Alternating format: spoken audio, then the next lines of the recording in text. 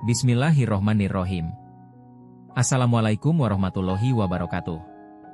Hari ini kita membahas tentang kisah sahabat Nabi Syaban. Selamat mendengar. Ada seorang sahabat Nabi Muhammad SAW bernama Syaban radhiyallahu anhu. Pada saat Masjid Nabawi berdempetan dengan rumah Nabi Muhammad SAW dan menjadi pusat kegiatan umat Islam, banyak para sahabat Nabi yang berbondong-bondong membangun rumah di daerah tersebut, supaya mereka bisa mengikuti kegiatan Islami bersama Nabi Muhammad SAW. Namun, berbeda dengannya, beliau adalah seorang sahabat Nabi yang tidak menonjol dibandingkan dengan sahabat-sahabat yang lainnya. Syaban memilih untuk tinggal berjauhan dengan Nabi Muhammad SAW. Jarak dari rumahnya dengan Masjid Nabawi atau rumah Nabi sekitar 3 jam dengan berjalan kaki. Walaupun tempat tinggalnya jauh dari Masjid Nabawi, beliau tidak pernah ketinggalan dalam melaksanakan salat berjamaah bersama Nabi Muhammad SAW. Kehidupan Syaban. Ada kebiasaan yang dimilikinya setiap datang ke masjid, yaitu ia selalu beriktikaf dan salat di penjuru depan masjid. Beliau mengambil posisi tersebut bukan karena mudah untuk bersandar atau tidur, tetapi agar tidak mengganggu orang lain yang sedang beribadah. Oleh sebab itu, ia selalu datang lebih awal agar tidak ketinggalan salat berjamaah bersama Nabi Muhammad SAW. Kebiasaan tersebut sudah dipahami oleh para sahabatnya, bahkan Nabi Muhammad SAW bahwa Syaban akan berada di posisi yang sama ketika berada di masjid. Ubay bin Ka'ab, salah satu sahabat Nabi Muhammad SAW yang menjadi mantan pendeta Yahudi karena memeluk agama Islam, memberikan saran kepada beliau untuk membeli seekor keledai sebagai kendaraannya dalam menuju Masjid Nabawi, agar perjalanannya lebih cepat dan kakinya tidak sakit.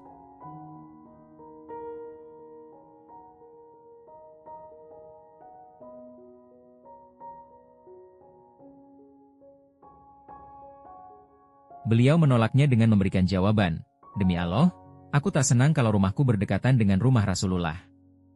Aku lebih suka tinggal di sebuah rumah yang jauh dari rumah beliau." Ubay bin Ka'ab kaget dengan jawabannya. Pada suatu pagi ketika akan melaksanakan salat subuh berjamaah, Nabi Muhammad SAW melihat bahwa Syaban tidak berada di tempatnya seperti biasa. Lalu, Rasulullah bertanya kepada jamaah yang hadir namun tidak seorang pun yang melihatnya. Setelah salat subuh selesai, Nabi Muhammad SAW meminta jamaah yang mengetahui rumah beliau untuk mengantarkannya, karena beliau khawatir terjadi sesuatu kepada Syaban. Perjalanan dengan berjalan kaki cukup lama ditempuh oleh Nabi Muhammad SAW dan para jamaah lainnya. Mereka memakan waktu sekitar 3 jam perjalanan dari Masjid Nabawi. Sesampainya di depan rumah Syaban, Nabi Muhammad SAW mengucapkan salam dan keluarlah istrinya. Nabi Muhammad SAW menanyakan kepada istri beliau mengapa suaminya tidak hadir salat subuh di masjid. Dengan berlinangan air mata, istrinya menjawab, "Beliau meninggal dunia tadi pagi." Alasan mengapa Syaban tidak melaksanakan salat subuh adalah karena sudah meninggal. Lalu istrinya pun bertanya kepada Rasulullah SAW, "Ya Rasulullah SAW, ada sesuatu yang menjadi tanda tanya bagi kami semua, yaitu menjelang kematiannya." Dia berteriak 3 kali dengan setiap teriakan disertai satu pertanyaan. "Kami semua tidak paham apakah maksudnya." "Apakah pertanyaan yang diucapkannya?" tanya Nabi Muhammad SAW. Setiap teriakannya dia terucap kalimat, "Aduh, kenapa tidak lebih jauh? Kenapa tidak ada yang baru? Kenapa tidak semua?" ucap istri Syaban radhiyallahu anhu. Firman Allah, "Sungguh, kamu dahulu lalai tentang peristiwa ini, maka kami singkapkan tutup yang menutupi matamu, sehingga penglihatanmu pada hari ini sangat tajam."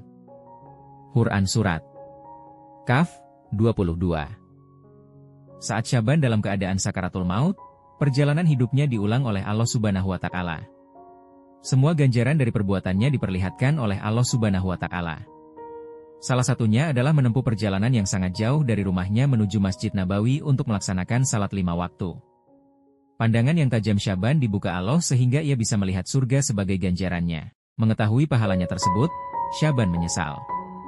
Mengapa rumahnya tidak lebih jauh lagi dari masjid, agar ia mendapatkan pahala yang lebih banyak dan surga yang lebih indah.